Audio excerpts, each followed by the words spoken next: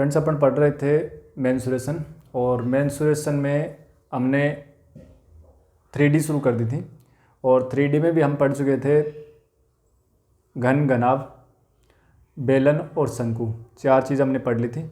और आज की जो क्लास है वो अपन पढ़ेंगे उसमें गोला, और फिर इनसे सभी से मिलते जुलते प्रश्न अपन करेंगे। राजस्थान के एग्ज़ाम के लिहाज से देखें तो इनसे बार प्रश्न नहीं आए हैं, उनमें तो प्रश्न यही पूछे गए हैं। बाकी अगर उसके जैसे SSC अगर CGL वगैरह की बात करें तो उसमें प्रिज्म से भी प्रश्न आए हैं और आपके चतुष्फलक से भी प्रश्न भी आए हैं। तो एक बार वो अपन किसी एक क्लास एक्स्ट्रा किसी क्लास में कर लेंगे। हमें अभी जो है केवल इन 5 के ऊपर ही अपने प्रश्न करते हैं। 5 3D के अंदर 5 चीज़ें हो गई अपने पास, cube, cuboid, cylinder, cone and sphere. ठीक है, इन 5 के ही अपन पढ़ेंगे। और मोस्टली पर्सन जो है इसी में से मिलता है, उसमें से कोई बाई चांस क्वेश्चन जो है वो भी कोई SSC वगैरह में पूछा गया क्वेश्चन है, बाकी इसमें कभी नहीं आया। राजस्थान के कोई एग्जाम में कोई क्वेश्चन इस टाइप का क्वेश्चन नहीं पूछा गया है। तो आज हम पढ़ने वाले हैं गोला, और गोले के अंदर हम शुरू कर रहे हैं गोला, ठीक है, स्फेयर, ये अपन पढ़ेंगे। ठीक है, देखो गोला क्या है। गोला की बात करते दिमाग में आ जाना चाहिए, जैसे अपने बॉल जो होते हैं ना, टेनिस बॉल है, ठीक है, ये गोला है आपके जैसे और भी कई आकृतियाँ जैसे अपन उसकी फुटबॉल की बात करें तो वो भी गोला है। ठीक है, तो ये आज की जो क्लास होगी वो अपने सारे गोला को लेकर के होगी, और गोला ही अपन उस क्लास में पढ़ने वाले हैं। अब देखो, सबसे पहले गोले का ये होगा गोला। वैसे दिखने में अगर बोर्ड पर बनाएंगे तो ये केवल वर्त की तरह ही दिखाई देगा, ठीक है ना, लेकिन वर्त और गोले में अंतर होता है, मैं शुरू में बता चुका हूँ।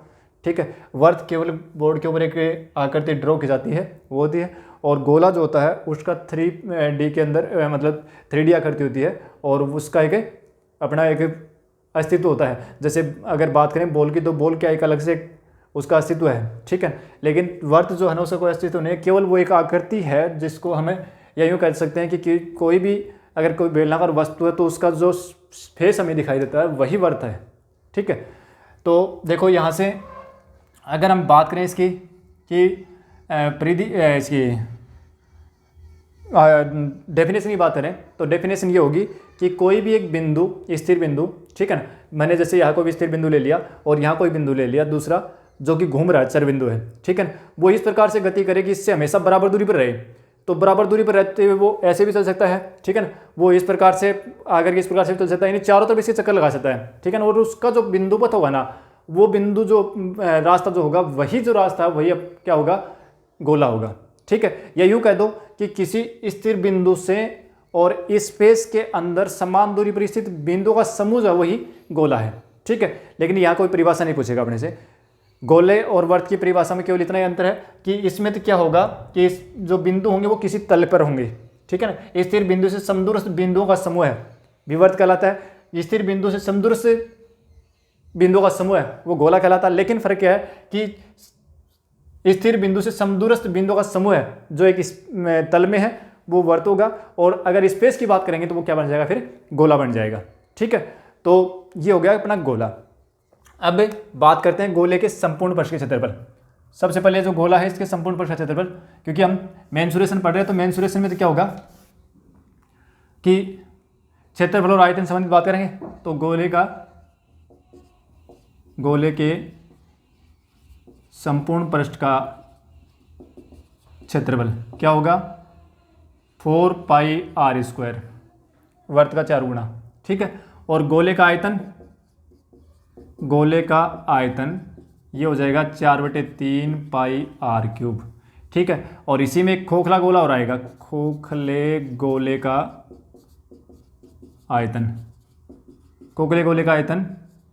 वो क्या होगा कि अगर खोखला गोला होगा तो उसमें त्रिज्या 2 होंगी, ठीक है, जिस ये हो जाएगा इस प्रकार से, एक गोला ये होगा, दूसरा ये हो गया। जैसे अपनी जो बॉल होती है ना, टेनिस बॉल, वो अंदर से खोखली होती है, तो इस बाहर की तो उसकी ये हो गई सरफेस और अंदर की सरफेस ये हो गई।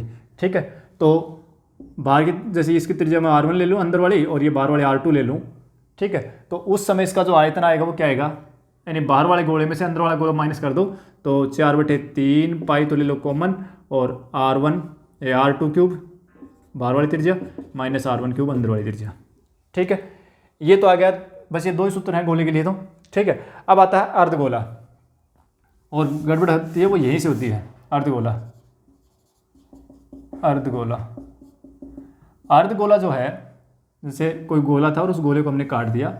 ये गोला था, ठीक है, ये अपना गोला था, ये गोला था, इस गोले को हमने काट दिया, यहाँ से बीचों बीच से काट दिया। अब ये बन गया अर्धगोला। ठीक है, ये बन गया अपना अर्धगोला। गोले को काट दिया, आधा भाग अलग कर दिया, तो ये अर्धगोला बन गया। अब अर्धगोला बन गया ना, तो अर्धगोले में देखो, ये जो बाहर का जो भाग है ना, ये भाग इसको बोलते हैं वक्र पृष्ठ। तो अर्धगोले के वक्र पृष्ठ का क्षेत्रफल जो है वो क्या होगा? वक्र पृष्ठ का क्षेत्रफल। अर्धगोले के वक्र पृष्ठ का क्षेत्रफल क्या हो जाएगा? पूरे गोले का आधा कर दो, 2πr²। ठीक है, और अगर यही गोला ठोस होता तो उस समय इसका संपूर्ण पृष्ठ का क्षेत्रफल क्या बनता? संपूर्ण पृष्ठ का क्षेत्रफल, अर्धगोले के संपूर्ण पृष्ठ का क्षेत्रफल।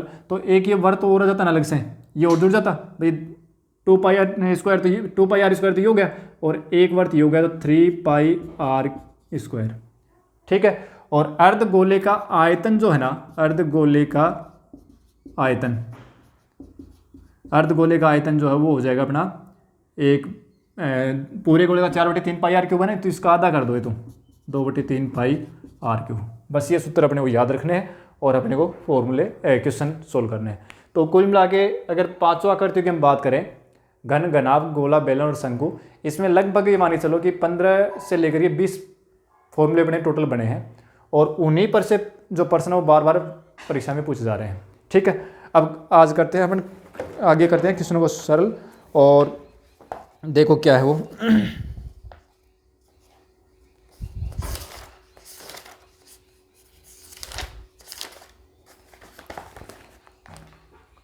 सबसे पहला प्रश्न अपन गोला के लेते हैं। अब आज की जो क्लास है ना, इस क्लास में अपन सभी प्रकार के प्रश्न आ जाएंगे। कभी गोले को शंकु बनाएगा, तो कभी शंकु से गोला बनाएगा, कभी बेलन से शंकु बनाएगा, कभी बेलन से गोला बनाएगा। ठीक है, कभी घनाभ से गोला बनाएगा। इस प्रकार के जो प्रश्न है वो सारे इसमें आएंगे। तो देखो आप पहला प्रश्न जो है वो क्या, अपना पहला क्वेश्चन मैं ले रहा हूँ, और सारे ही क्वेश्चन जो है वो एग्जाम में आए हुए क्वेश्चन है। देखो ये है, 8 सेंटीमीटर त्रिज्या वाले एक धातु के गोले को पिघलाया जाता है और उसे पुनः 0.5 सेंटीमीटर त्रिज्या की गोलियां बनाई जाती हैं, तो गोलियों की संख्या कितनी होगी? देखो 8 सेंटीमीटर के गोले को 8 सेंटीमीटर त्रिज्या के गोले को पिघलाकर और 0.5 सेंटीमीटर त्रिज्या की गोलियां बनाई जाती हैं, छोटी गोलियां बनाई जाती हैं। ठीक है ना, गोलियां बनाई जाती हैं, तो गोलियों की संख्या बताओ कितनी होगी? गोलियों की संख्या बताओ कितनी होगी? कितनी गोलियां बनाई जाएगी? बात ये है कि 8 सेंटीमीटर का बड़ा गोला था, उसको पिघलाया और 0.5 सेंटीमीटर त्रिज्या की छोटी गोलियां बना दी। संख्या कितनी गोलियां बनेगी? तो ये मैंने पिछली क्लास में बताया था, जब भी आपको संख्या पूछे तो बड़े वाले आयतन में छोटे वाले आयतन का भाग दे दिया करो। ठीक है, तो यह बड़ा कौन है? बड़ा तो ये बड़ा गोला है, और इसे छोटी गोली बनाई गई है, तो इसका मतलब बड़े गोले के आयतन में छोटे गोले के आयतन का भाग दे देंगे। ठीक है, तो गोलियों की संख्या क्या हो जाएगी? बड़े गोले का आयतन तो 4/3πr³। ठीक है ना, बड़े वाले की त्रिज्या अपन कैपिटल R लेते हैं, और 4/3πr³, छोटे वाले के गोले की त्रिज्या अपन स्मॉल r लेते हैं। ठीक है, ये 4/3πr³ ये बड़े वाले गोले का आयतन हो गया, और 4/3πr³ ये छोटे वाले गोले का आयतन हो गया। ठीक है, जो कटे वो काट दो, 4/3 कैंसिल, पाई से पाई कैंसिल, कट गया। अब बच गया, ऊपर तो बच गया r³। r क्या है? बड़े वाले गोले की त्रिज्या कितनी? 8 गुणा 8, और नीचे कितनी है? 0.5 सेंटीमीटर त्रिज्या, स्मॉल r का मान कितना? 0.5, तो 0.5 गुणा 0.5। ठीक है, और अब एक काम करो, इसको अपन क्या लिख सकते हैं? पॉइंट के बाद में देखो एक अंक ये रहा, एक ये रहा, गुणा में सारे। ठीक है ना, तो इनको गुणा करेंगे तो पॉइंट के बाद 3 अंक आएंगे। तो सीधा ये काम करो, पॉइंट हटाने के लिए और ऊपर 3 जीरो लगा दो, क्योंकि पॉइंट के बाद 3 अंक आने नीचे से, तो नीचे से पॉइंट हटाने के लिए ऊपर उतने ही अपन ऊपर जीरो लगा देंगे, तो 3 जीरो लगा दिए, और अब नीचे से पॉइंट हटा दो। हटा दिया, ठीक है। और अब इनको काट दो, 5 और 25 और 25 हो गए 140 हो गए ना, और फिर 5 का भाग दे दिया 8 आ गया। अब कर लो इनको गुणा, 8 अल्टो 64 और 64 को और 64 से गुणा करोगे तो 4 चौक 16 और 6 चौक 24, 24 दूनी 48, 48 रे 49 और 36 और 4 40। इतनी गोली आनी चाहिए, 4096 गोली आनी चाहिए। ठीक है, 4096 गोलियाँ। ठीक है, बड़े वाले गोले का आयतन है, छोटे वाले गोले का आयतन का भाग दे दो, बस हो गया आंसर। फिर देखो आगे, अगला क्वेश्चन करते हैं अपन।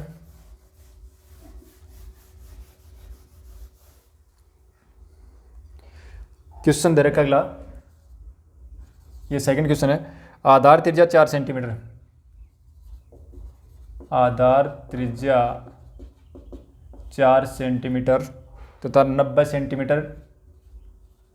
सेंटीमीटर लंबे एक ठोस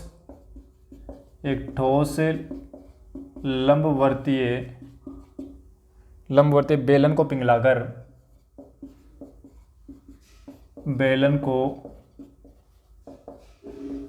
पिघलाकर 6 सेंटीमीटर त्रिज्या वाले कितने ठोस गोले बनाए जा सकते हैं, कितने ठोस गोले बनाए जा सकते हैं। वैसा ही प्रश्न आ गया ये भी। आधार त्रिज्या 4 सेंटीमीटर 90 सेंटीमीटर लंबा एक ठोस लंबवर्तीय बेलन है, उसको पिघलाया गया है और 6 सेंटीमीटर त्रिज्या गोला बनाया गया है। ठीक है ना, पिघला के क्या बनाए, गोले बनाए गए ना, तो इसका मतलब गोला छोटा है। कितने गोले बनाए गए ये पूछा अपने को। तो देखो सीधी सी बात है, गोलों की संख्या बराबर क्या हो जाएगा, किसको पिघलाया है, बेलन को पिघलाया है ना, तो बेलन का आयतन और बटे गोले का आयतन, क्योंकि गोले बनाए जा रहे हैं ना उससे, गोले का आयतन। कितने गोले बनेंगे, तो बेलन के आयतन में गोले के आयतन का दे देंगे भाग। ठीक है, बेलन का आयतन क्या हुआ, पाई आर स्क्वायर एच बटे गोले का आयतन कितना हुआ 4/3 पाई आर क्यूब। एक ही त्रिज्या R1 ले लो, एक ही R2 ले लो, क्योंकि दो त्रिज्या है ना, अलग अलग है। अच्छा, पाई से तो पाई कट गया, और ये देखो 3 है ना, और तो कुछ कट नहीं रहा, 3 चला जाएगा ऊपर, क्योंकि यार इसके भी नीचे है ना, तो 3 ऊपर चला गया, तो 3/4 तो बन गया ये। और R1 का मान कितना है, देखो इसकी त्रिज्या कितनी है 4 ना, तो R1 का मान होगा 4 × 4, और H का मान कितना है, लंबा कितना है 90 सेंटीमीटर, और बट्टे में R1 एक तो 4 है नीचे ये रहा, और एक R1 का मान कितना है, गोले की त्रिज्या कितनी है 6 है ना, 6 × 6 3 है, R1 की घात 3 थी, तो त्रिज्या को मैंने 3 बार लिख दिया। ठीक है भाई, ये 3 है ना, ये 3 तो चला जाएगा ऊपर, तो 3 × R1 स्क्वायर, R1 का मान है 4, बेलन की त्रिज्या नहीं है तो 4, और ये 90 है, ये 90 है, इसकी ऊंचाई है वो कितनी होगी 90 सेंटीमीटर होगी। और फिर देखो ये 4 तो ये है ही, और R1 का मान कितना है, R1 कौन है, सॉरी R2 ले लो इसको, R2 गोला है, गोले की त्रिज्या है, तो 6, R2 का मान है 6, रख दो 6। अब 4 से तो 4 कट गया, ठीक है, 15 × 6 = 90, ये कट गया, और 3 दूनी 6, ठीक है। और अब क्या हो गया, देखो 15 × 4 = 60 तो ये हो गए ऊपर वाले ना, और 6 दूनी 12 नीचे आ गए, तो 12 × 5 = 60, 5 गोले बनेंगे भाई। इतना बड़ा अगर बेलन पिघाड़ के गोले बनाओगे तो उसके 5 गोले बनेंगे। ठीक है, तो ये पूछा था कितने गोले बनेंगे, तो इसके गोले बनेंगे 5। ठीक है, फिर चलते हैं आगे, एक क्वेश्चन और है।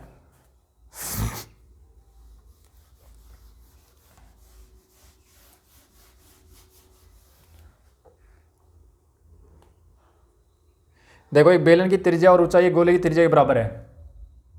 तीसरा प्रश्न है, बेलन की त्रिज्या व ऊंचाई गोले की त्रिज्या के बराबर है, त्रिज्या के बराबर है। प्रश्न में एक तो ये कह रहा है, ठीक है ना, बराबर है।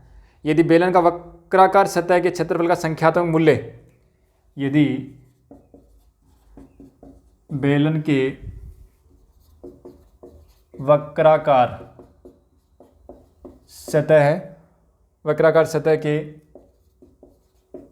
क्षेत्रफल का संख्यात्मक मान, संख्यात्मक मूल्य कह रहा है या संख्यात्मक मान, गोले के आयतन का संख्यात्मक, और गोले के आयतन का संख्यात्मक मूल्य, ठीक है ना। गोले के आयतन का संख्यात्मक मूल्य,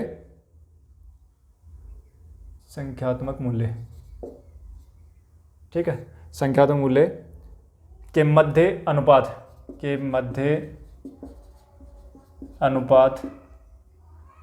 1:3 है, 1:3 है, तो गोले का अनुपात ज्ञात करो, गोले का आयतन ज्ञात करो, गोले का आयतन ज्ञात करो क्या होगा, ठीक है। ये प्रश्न आया है आरपीएससी ग्रेड फर्स्ट में पूछा हुआ क्वेश्चन है। देखो क्या होगा, बेलन की त्रिज्या और आधार ऊंचाई गोले की त्रिज्या के बराबर है, ठीक है। तो इसका मतलब क्या हुआ कि बेलन की त्रिज्या r, ठीक है, और ऊंचाई भी इसकी क्या हो जाएगी, बेलन की त्रिज्या जो है ना वो अपन ले लेते हैं r, किसकी, बेलन की, ठीक है ना, बेलन की त्रिज्या, और बेलन की ऊंचाई क्या लेते हैं, बेलन की ऊंचाई जो है ना वो भी क्या है, r ही है, क्योंकि बेलन की त्रिज्या और ऊंचाई गोले की त्रिज्या के बराबर है, और गोले की त्रिज्या अपन ले लेते हैं कौन, गोले की त्रिज्या वो भी क्या है, r ही है। भाई गोले की त्रिज्या r है और उतनी की उतनी क्या है, बेलन की त्रिज्या और उतनी बेलन की ऊंचाई है, ठीक है ना, तीनों r हो गई।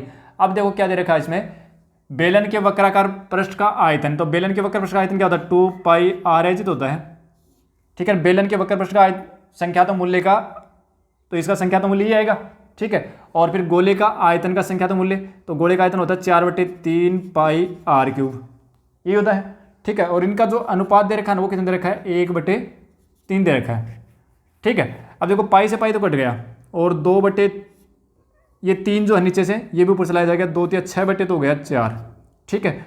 और r इंटू एच भी कौन है, ये बेलन की ऊंचाई है, बेलन की ऊंचाई भी कितनी है, बेलन की ऊंचाई जो वो भी क्या है, त्रिज्या के बराबर ही तो है, बेलन की ऊंचाई गोले की त्रिज्या और बेलन की त्रिज्या तीनों बराबर है, तो ये बेलन की ऊंचाई वो भी r है, तो r गुणा r ये हो गया r², और बटे में हो गया r की घात 3 बराबर 1/3, ठीक है। अब r की घात ऊपर 2 है, नीचे 3 है, तो नीचे 1 बचेगी, और ये 2 से कट जाएंगे, तो 3/2 तो ये बच गए, तो 3/2 तो ये हो गए, और गुणा में 1/r बराबर 1/3। यहाँ से अपन r का मान निकालते हैं, r का मान कितना आएगा, r बराबर हो जाएगा ये नीचे से r इस साइड आ जाएगा, तो r बराबर होगा 3 3 9/2, तो r का मान होगा 9/2, तो त्रिज्या कितनी आ गई, 9/2 सेंटीमीटर आ गई, ठीक है। तो r का मान आ गया 9/2 सेंटीमीटर त्रिज्या आ गई। अब गोले का आयतन पूछा है, तो गोले का आयतन कोई दिक्कत है नहीं, गोले का आयतन तो क्या होगा 4/3πr3, r कितनी है 9/2 गुणा 9/2 गुणा 9/2 त्रिज्या है, तो 3 बार लिख दो, 4/3πr3 होता है ना, तो रख दो, कुछ कटे तो काट दो, 2 दूनी 4, ये तो कट गए इससे, और ये 3 तिया 9 और कुछ कटेगा नहीं, इनको गुणा कर लो, तो 343/2 पाई घन सेंटीमीटर, ठीक है ना, घन इकाई, ठीक है। तो 343/2 पाई घन क्यूब, घन इकाई, ये इसका आयतन हो गया, ठीक है। बस ये पूछा था, इसका आयतन पूछा था क्या आएगा, पाई के पदों में छोड़ दिया, क्योंकि कटने वाला तो है नहीं पाई, इसलिए पाई के पदों में छोड़ दिया। और ऐसे ऑप्शन दे रखे थे एग्जाम में, तो ये प्रश्न अपना आरपीएससी फर्स्ट ग्रेड में आया हुआ है, आरपीएससी ग्रेड फर्स्ट का जो पहला पेपर है ना उसमें ये प्रश्न पूछा गया है। और देखो आगे एक क्वेश्चन ये है, ये भी आरपीएससी ग्रेड फर्स्ट में पूछा, लेकिन ये उसमें संस्कृत विभाग का प्रश्न है। ये जो प्रश्न जो कर रहे हैं अपन, वो ज़्यादातर प्रश्न वही हैं जो फर्स्ट ग्रेड में पूछे गए हैं, ठीक है। तो ये चौथा प्रश्न था आज का, और ये अपना प्रश्न है कि एक शंकु और एक गोला समान त्रिज्याएं और समान आयतन रखते हैं। यदि एक शंकु और एक गोला समान त्रिज्याएं और समान आयतन रखते हैं, तो गोले के व्यास गोले के व्यास एवं शंकु गोले के व्यास एवं शंकु की ऊंचाई का अनुपात ज्ञात करो। देखो गोले, एक शंकु और एक गोला समान त्रिज्या, मतलब दोनों की त्रिज्या जो है ना, एक तो शंकु हो गया और एक गोला हो गया, शंकु और एक गोला, और दोनों की त्रिज्या क्या है, इसकी त्रिज्या वो भी आर है और इसकी त्रिज्या भी आर है, यानी दोनों की त्रिज्या तो आर ही है। ठीक है, एक शंकु और एक गोला समान त्रिज्या और समान आयतन, इसका आयतन, इसका अगर आयतन निकाले तो वो भी v है और इसका आयतन निकाले तो वो भी v है, दोनों का आयतन भी बराबर है। ठीक है, तो प्रश्न में क्या पूछ रहा है कि गोले का व्यास हो जाएगा जैसे d और शंकु की ऊंचाई h, इसका अनुपात पूछा अपने को, शंकु की ऊंचाई और गोले का व्यास इसका अनुपात पूछा है। तो जो दे रखा है ना वही लेके चलो। आप देखो क्या दे रखा है कि गोले का शंकु का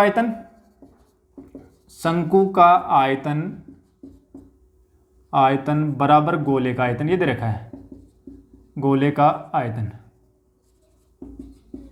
शंकु का आयतन बराबर गोले का आयतन।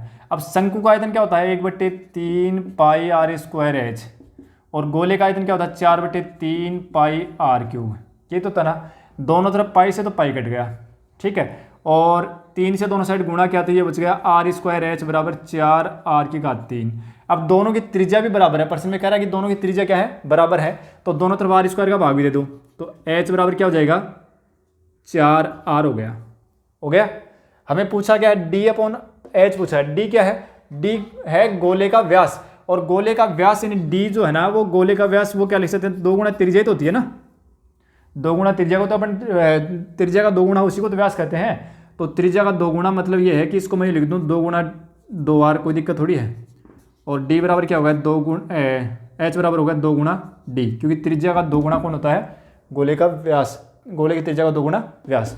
ठीक है, अब पूछा क्या है, व्यास का और शंकु की ऊंचाई का अनुपात पूछा है, तो d/, ये h का भाग दो इस साइड, तो 1 बराबर 2d और बट्टे में h, इस 2 को इस साइड ले आओ, तो 2 गुणा में ना इस साइड आएगा तो भाग में आएगा, तो d/h, तो d और h का जो अनुपात है वो कितना आ गया, 1:2 आ गया। अगर h/d पूछता तो 2:1 होता, d/h पूछा है यानी व्यास और ऊंचाई का अनुपात पूछा तो 1:2 आएगा। ठीक है, ये प्रश्न भी अपना ग्रेड फर्स्ट में आया हुआ है। फिर देखो आगे और देखते हैं।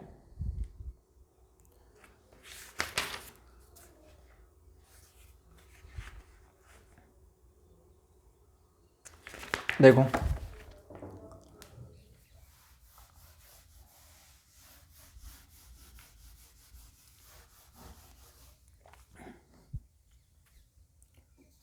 क्वेश्चन नंबर 5 है अपना आज का, 49 × 33 × 24 सेंटीमीटर क्यूब विमा वाले एक ठोस लोहे के टुकड़े को पिघलाकर विमाओं वाले एक ठोस लोहे के टुकड़े